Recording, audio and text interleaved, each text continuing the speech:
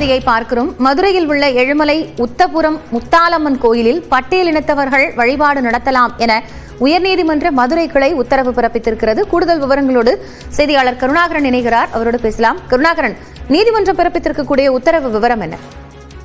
காயத்ரி, அதாவது மதுரை மாவட்டம் பேரையூர் அருகே உள்ள எழுமலை முத்தாலம்மன் கோவில் திருவிழாவில் கடந்த 2015ஆம் ஆண்டு அரச மரத்தில் வழிபடுவது தொடர்பாக பிரச்சனை ஏற்பட்டு கோவில் பூட்டப்பட்டது.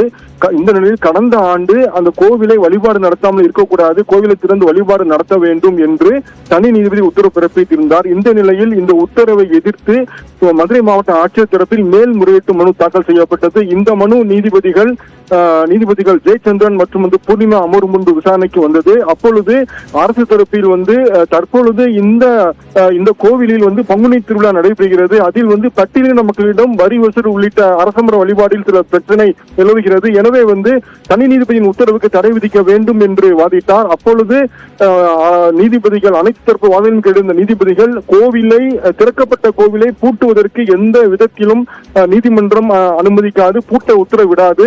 எனவே வழிபாடு நடத்த வேண்டும். அனைத்து சமுதாயத்தினரும், பட்டியல் இனத்தவர் உள்ளிட்ட அனைத்து சமுதாயத்தினரும் அந்த பங்குனி திருவிழாவில் வழிபாடு நடத்த உரிமை உள்ளது.